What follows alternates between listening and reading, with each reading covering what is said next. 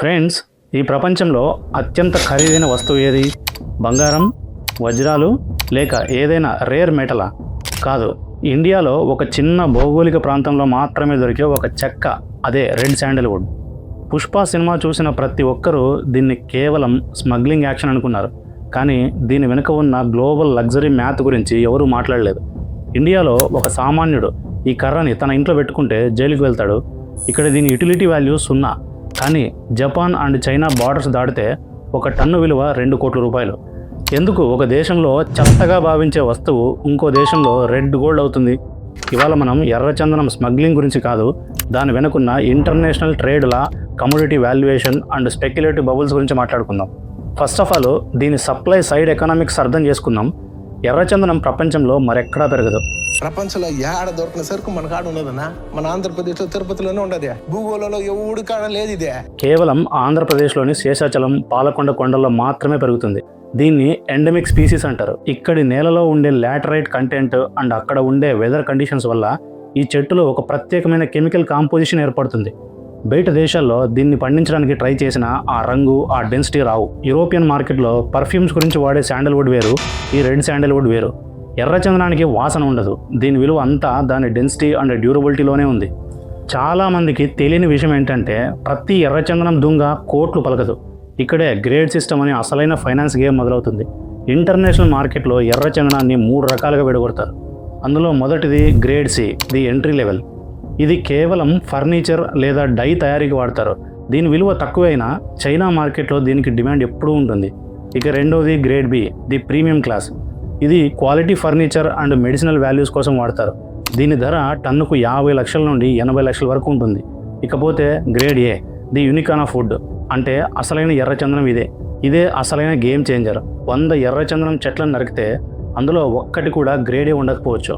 ఈ grade A దుంగల్లో దీని మీద సహజంగానే వేవీ గ్రీన్, అంటే తరంగాల వంటి ఆకృతి ఉంటుంది.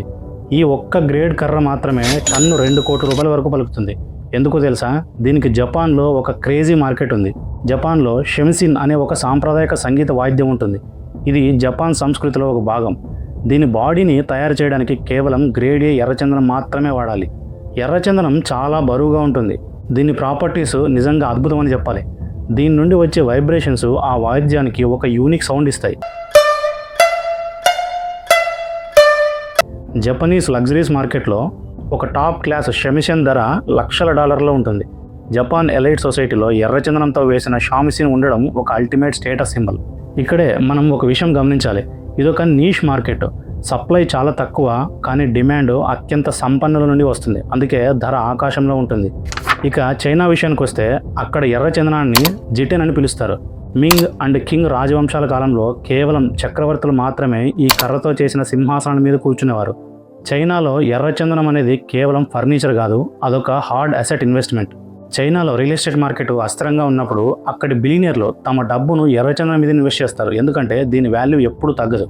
ఒక ఎర్రచందనం సోఫా సెట్ కొని ఇంట్లో పెట్టుకుంటే 10 ఏళ్ల తర్వాత దాని విలువ డబుల్ అవుతుంది. ఇది ఒక లివింగ్ ఇన్వెస్ట్మెంట్. అంతేకాదు, ఇది ఒక స్టేటస్ సింబల్. చైనాలోని న్యూ రిచ్ క్లాసు తమ సంపదను ప్రదర్శించుకోవడానికి ఈ కర్రను ఒక వెపన్ లాగా వాడతారు. ఈ చైనా ఫర్నిచర్ బబుల్ వల్లే శేషాచలం అడవుల్లో డిమాండ్ పెరుగుతోంది.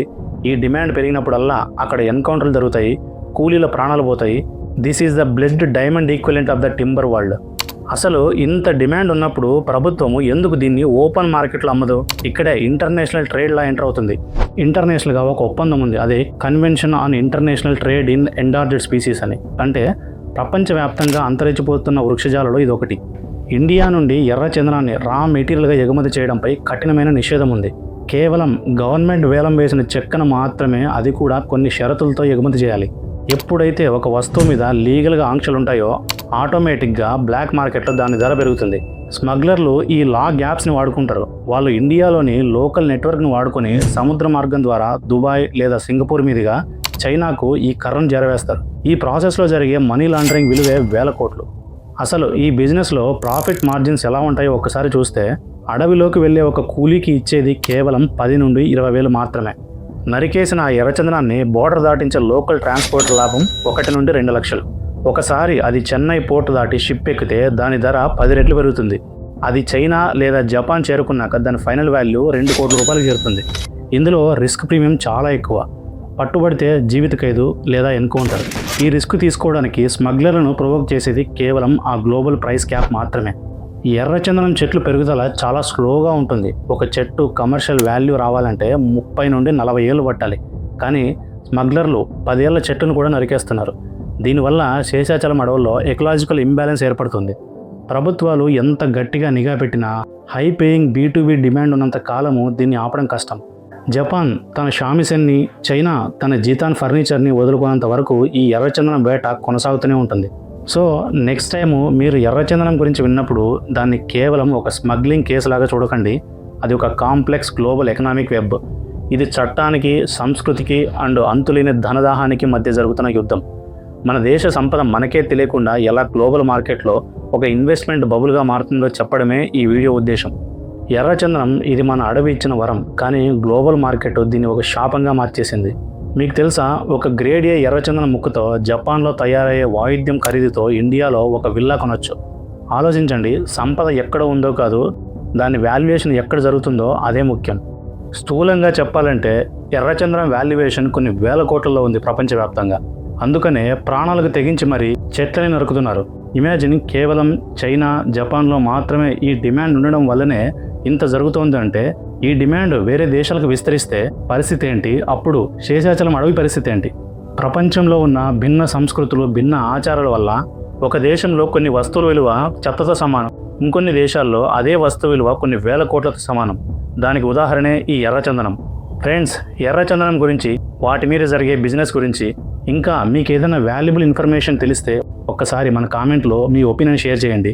ఫర్దర్గా ఇంకా డీప్ అనాలిసిస్ చేయడానికి మనకు చాలా ఉపయోగపడుతుంది. అంతేకాకుండా ఇంకా ఏ టాపిక్స్ మీద మనం వీడియోస్ చేస్తే ఇంకా బాగుంటుంది అది కూడా ఒకసారి షేర్ చేయండి. వీడియో నచ్చితే సబ్స్క్రైబ్ చేసి, షేర్ చేసి, లైక్ చేయండి. Thank you very much.